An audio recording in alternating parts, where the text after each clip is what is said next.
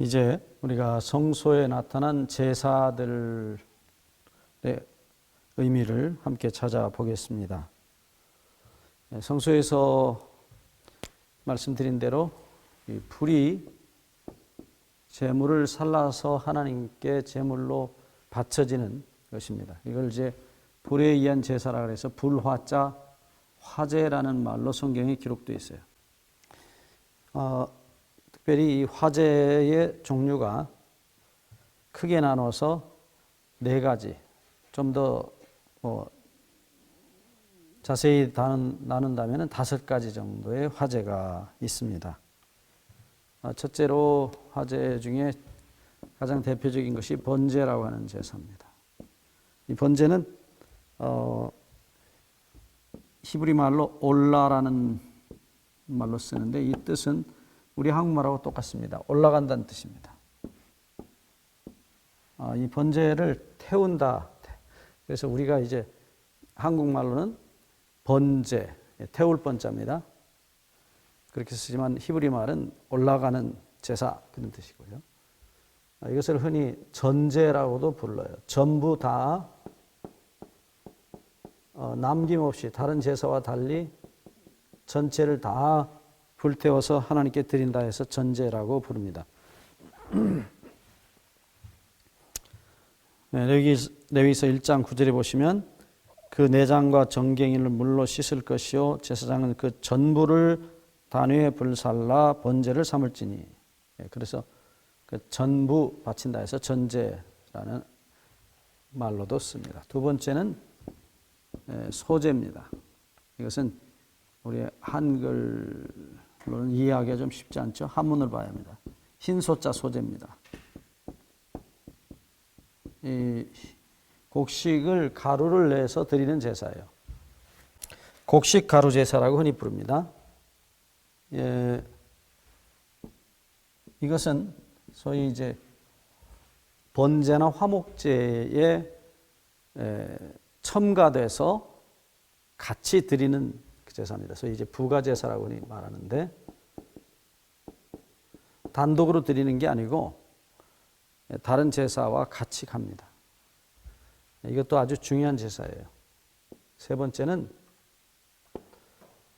화목제, 우리말로 그렇게 번역했습니다. 이 화목제는 히브리 말은 샬람임이란 이 말 뜻은 이제 평화들, 샬롬의 복수예요. 평화들, 이제 풍성한 평화, 뭐 그런 뜻이겠죠. 평화를 이루기 위해서, 화목을 이루기 위해서 어떤 희생이 치러지는지. 이것은 우리가 나중에 자세히 보겠지만은 먹는 제사입니다. 이 제물이 먹어서 하나님도 드시고 제사장도 먹고 드리는 사람도 죄인도 먹고 해서 양이 없어져요. 그런 먹는 제사입니다. 흔히 우리가 이제 성경을 읽다 보면 이 제사를 가르치는 희생이란 단어가 자주 나와요. 성경에.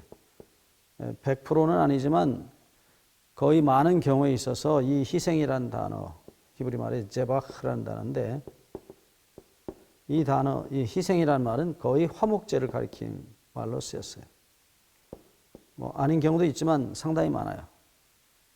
네 번째는 이제 속죄제라는 제사입니다.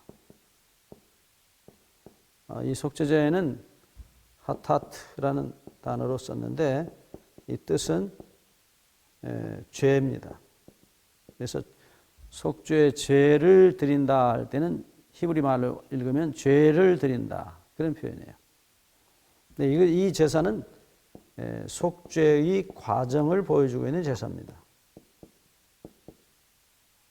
어떻게 하나님께서 죄인의 죄를 처분하시는지 그 속죄 곧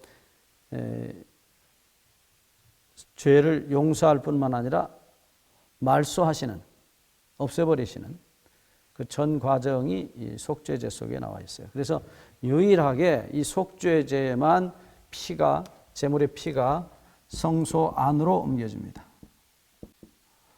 이 세 가지 제사는 번제단에서 끝이 나요.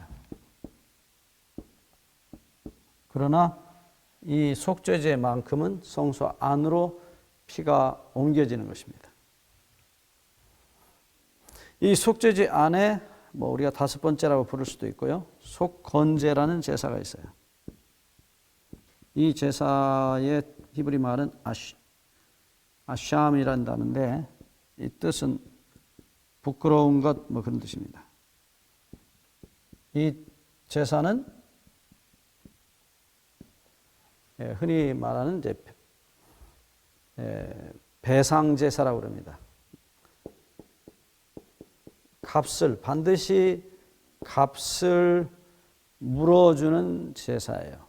그래서 상당히 많은 경우에 하나님의 것을 손실을 냈을 때, 또 이웃의 것에 손실을 냈을 때 그 배상을 하는, 그러니까 단순히 용서해달라는 것으로 끝나는 게 아니고 반드시 배상을 요구하는 그런 제사예요. 그래서 속죄제 일종이라고도 보고 어떤 사람들은 속죄와 구별해서 달리 보시는 분들도 계세요. 때로는 속죄제와 같이 사용되었기 때문에 우리가 한 범위안에 넣으셔도 상관은 없겠습니다.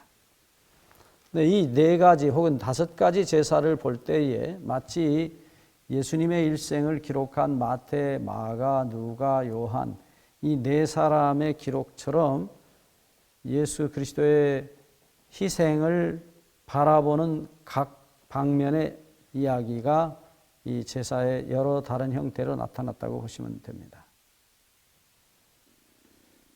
한 사건입니다. 예수님의 십자가의 죽으심입니다. 이 한 사건을 여러 각도에서 앞에서 혹은 뒤에서 혹은 옆에서 보고 기록한 것이라고 보시면 맞습니다. 자, 그런데 이제 우리가 레위기서 1장 1절을 좀 함께 가보겠습니다. 레위기서 1장 1절 여호와께서 회막에서 모세를 부르시고 그에게 일러 가라사대.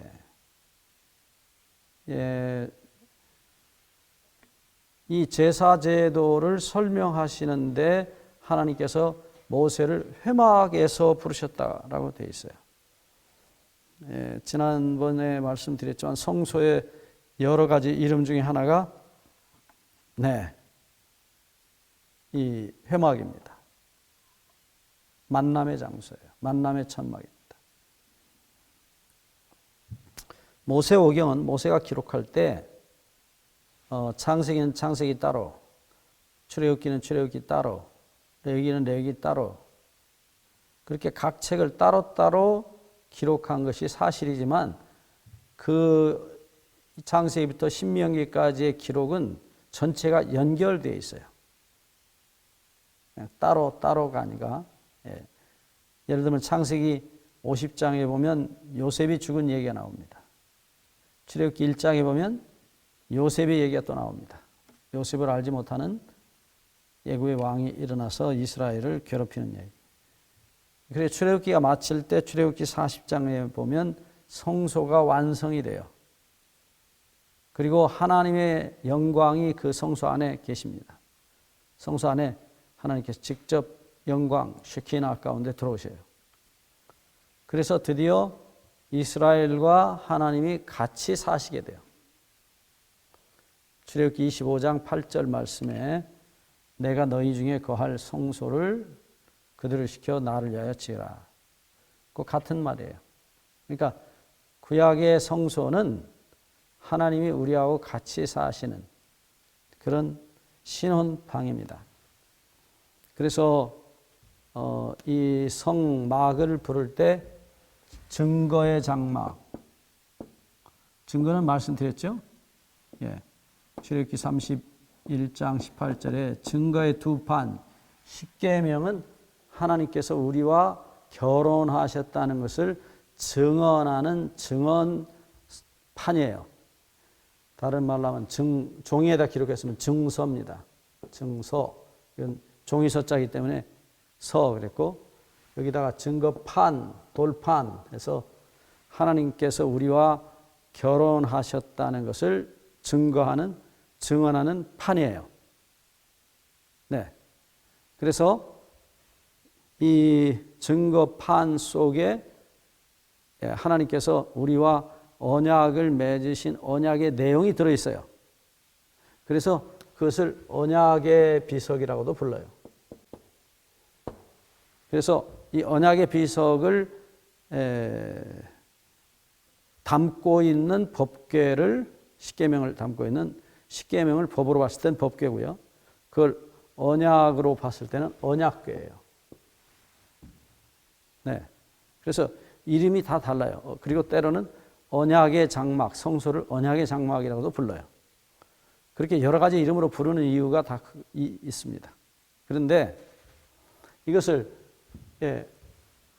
증거 장막, 언약의 장막 혹은 이제 오늘 우리가 보는 회막, 레위기서 1장 1절에 나타난 만남의 장막, tent of meeting.